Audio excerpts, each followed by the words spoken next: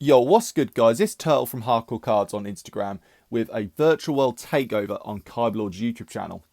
As you probably saw from the thumbnail, I did in fact get top 4 with this list at the OTS Championship at my locals this past weekend with an X&1 record, and that was enough to get my Nationals invite as well, which I'm very excited about.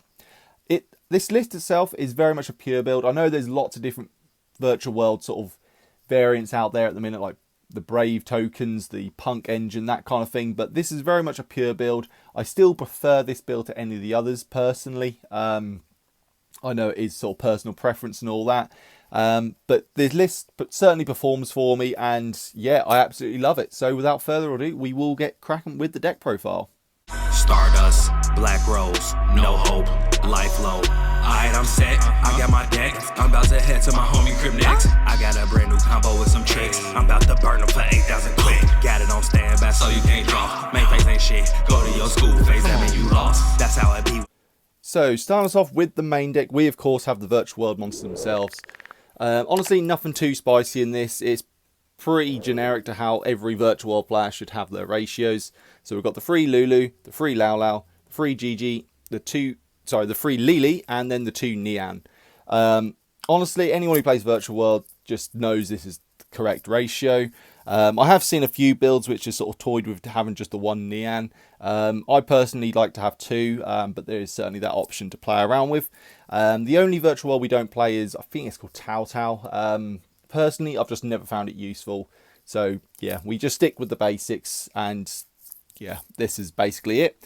I won't go over much with these because anyone who plays virtual world knows exactly what these cards do. Then we move on to the hand trap lineup, which is the rest of our monsters. So we do in fact run the Gamma package in this build, obviously with the 1 brick with the driver. We've got the free Lancia, the 1 Nibiru, 1 Ghost Ogre, and of course 3 Impermanents. So the Gamma package I love and hate so much. It can be a real pain, but when it works so well. And if you get to play Gamma on your own turn, it's just so good at extending. Driver's a level 6, Gamma's a level 2 tuner, which you can hard make Crystal Wing with something like Stardust Charge Warrior. And yeah, it's just so good. Even if you open the driver, ditching it to the grave isn't the end of the world, because you can still activate a Gamma with the driver in the graveyard. So there is them options there. I opted for free Lancia this list. I was playing free Ash, and to be honest with you, this format Ash just seems a bit lackluster. However, Lancia on the other hand is very good. And at my particular locals, there's a lot of Invoke players and a lot of Phantom Knight players, so Lancia was pretty much essential. I was playing the free Ash in my side deck. I won't go over with my side deck in this deck profile because it's always chopping and changing, but yeah, the free Ash were in my side, and I did side them in a couple of times, but honestly, Lancia was a lot better for me. The 1 Nibiru.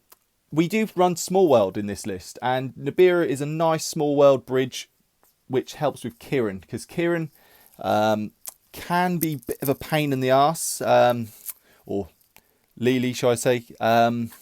It can be a bit of a sort of strange Small World sort of bridge, but Nibiru does fix that. And Nibiru, if you hard open it and you're going second, it might help you that way as well. Ghost Ogre. To be honest with you, Ghost Ogre is very good this format, and to be honest, I really wanted to find space for 2, maybe even a 3rd copy, but its main reason for being in this list was because E-Telly's back at 3. You can E-Telly Ghost Ogre out, and Ghost Ogre can activate on field, so it's sort of like it kind of helps you go second if needed. So yeah, I just found it really useful. But yeah, I kind of want to find space for 2, maybe even 3 Ghost Ogre, maybe even dropping the Nibiru. But yeah, we'll see. And then free Imperms are free Imperms.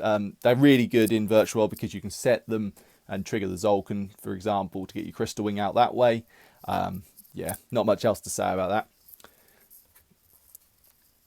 But the Lancia, I cannot stress how good Lancia are this format. They were so good. Then we move on to the spells. So we've got obviously the free Qualoon and the free Qinglong. Again, very, very standard for virtual worlds. I won't go over too much with them. Then we've got the 1 Desires, rest in peace the other 2, 2 Triple Tack, 2 Small World, and then the 3 E-Telly. Desires, I must admit, I didn't see all day. Not even late game, just did not draw into it. Triple Tack is a lot better. There's a lot of hand traps running around, and I found Triple Tack more helpful than a hindrance. And to be honest, going second, it can help break boards as well. There was a time where I was against Fam Knights. I stole the Utopic Draco, so I had a negate on my field. I attacked with the Utopic Draco and then overlaid into Zeus with it as well. So yeah, Triple Tack can help you break boards, which is very, very nice. And I've already said that I've run in the Small World. There's a lot of bridges in the deck to get to Lulu. Even the Gamma package and Lancia both offer bridges to Lulu. And obviously Nibiru as well. Yeah, it's very good. I kind of wish I played free. I found I didn't see it enough. But at the same time, you don't want to see multiples of it either. Like, yeah, it's a very good card to get into Lulu, that is for sure. And then the 3 E-Telly. I mean, to be honest with you, I was shocked E-Telly even come back to 2. So the fact it's at 3 does definitely make up for the fact Pot of Desires is limited for us. So yeah, 3 E-Telly, absolutely fantastic. Like I said, I usually, if I'm going second, summon out Ghost Ogre. So Ghost Ogre is on field to help interrupt my opponents, whatever interruptions they might have on field. So yeah, very, very good, and it helped me massively.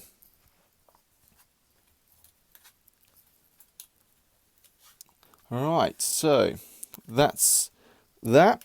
And then finally, just the traps. Obviously, we've got the imperms, which you've already seen, but we obviously run the 2 Chuchi and 1 Zhang Wu. Again, very, very standard for Virtual World. Not much to say about them.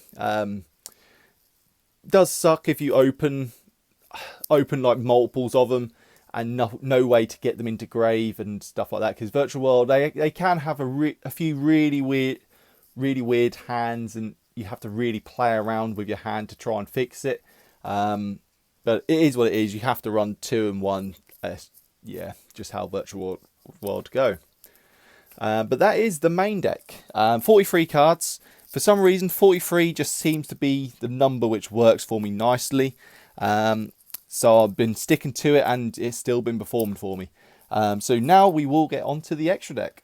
So guys, for the final bit of the deck profile, we of course have the extra deck. So starting us off with the Synchros, we have Shen Shen, Jiju, Stardust Charge Warrior, Coral Dragon, Ultmar Zolkin, Crystal Wing, Vermilion Dragon Mech, Muddy Mud Dragon, and MVP Final Sigma. So Shen Shen, our boss monster, it's fantastic, especially in this format. Anything that goes from field to grave is banished instead.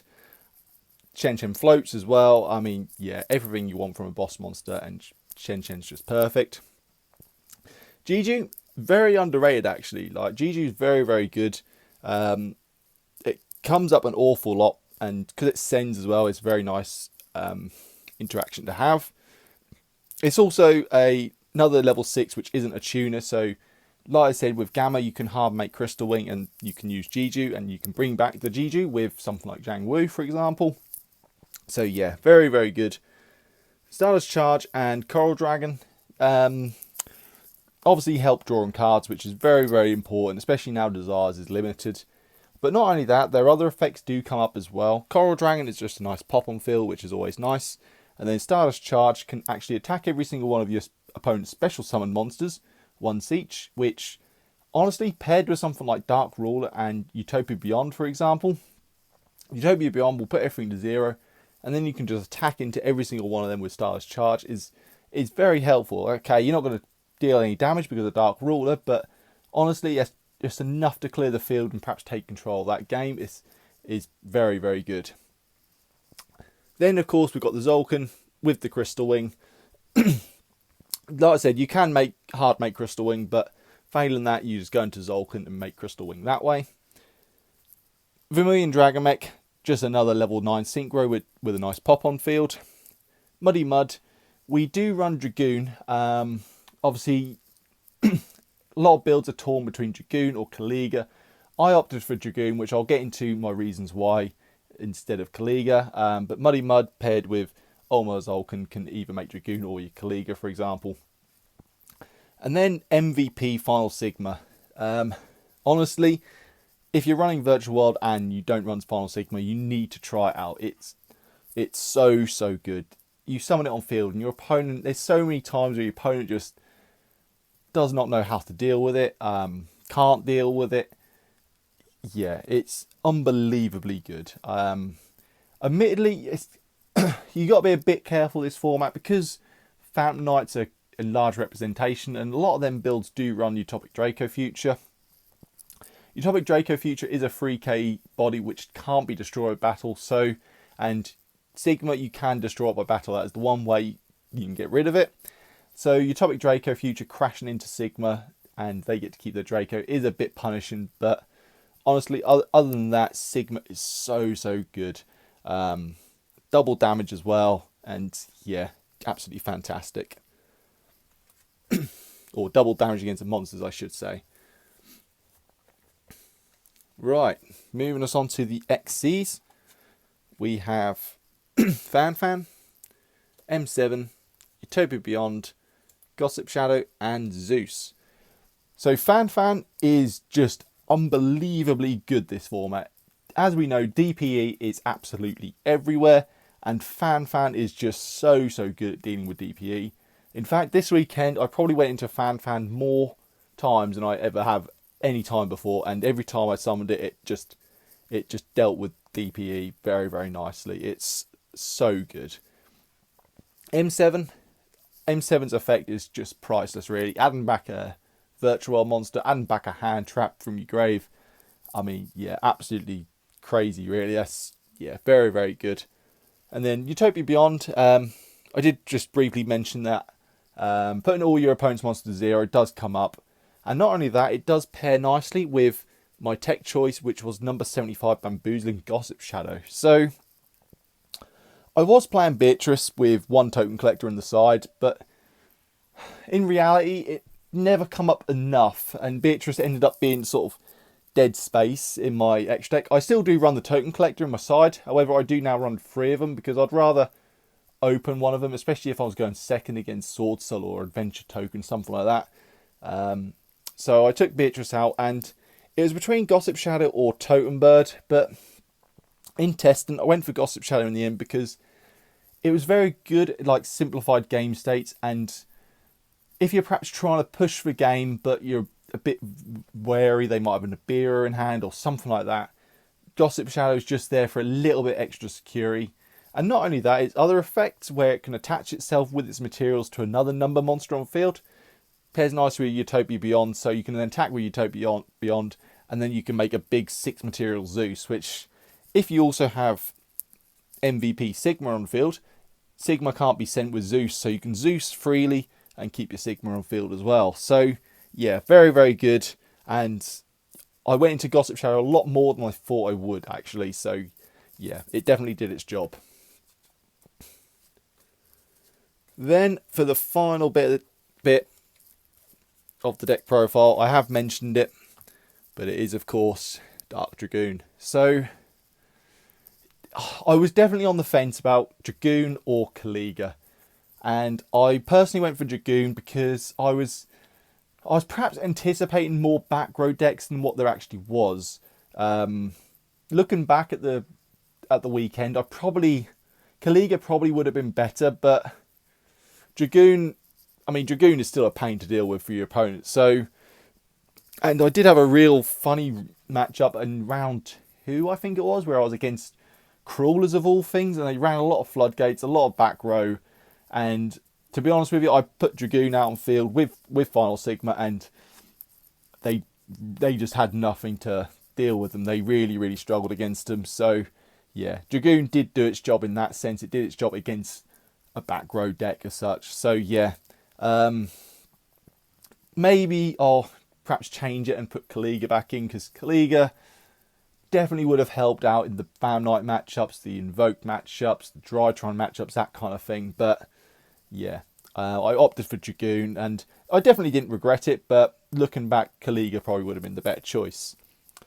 But that is it for the deck profile, guys. So I hope you guys enjoyed it. I absolutely love Virtual World. I normally play Pendulums, and I just fancied a bit of a break from Pendulums, so I decided to pick up Virtual World, and I've been playing them now for a good few months, and honestly, I absolutely love them. And they're very fun to play, and yeah, I'm looking forward to seeing where I can take the deck next. And yeah, definitely check us out on Instagram. I'm sure Kyberlord will leave the link in the description below. And yeah, until next time, guys, we'll see you again.